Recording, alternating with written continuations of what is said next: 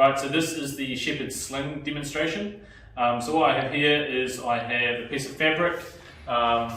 It was sewn, folded back on itself, so you could thread some rope through, but what you can do is just tie the fabric to the rope at either end, and it doesn't have to be sort of like amazing, as long as it's like a weird rectangular shape, it's fine.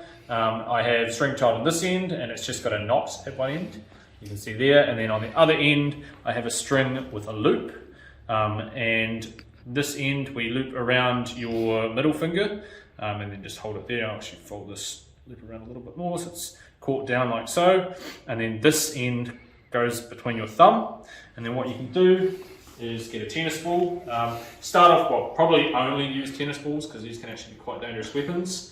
And this is a great demonstration for Year 12 centripetal force. So normally what I do is I take the kids out to the cricket net, we'd have a whole heap of tennis balls, we'd make a class set of these. I made this out of my old t-shirts, so I brought a whole lot of my old t-shirts along to the class and had the kids cut out squares and tie rope to it. Just a top tip, you want to use a softer rope, so try not to use a rope that's too stiff, otherwise it's quite hard.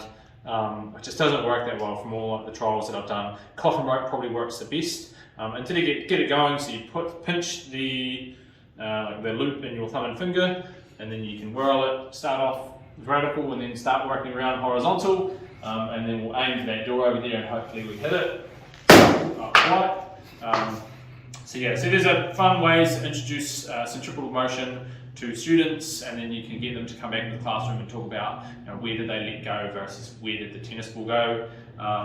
Normally I finish the class with going down to the end of the cricket net and getting them all to launch tennis balls at me because I've had a lot of practice and they have not, so here we go.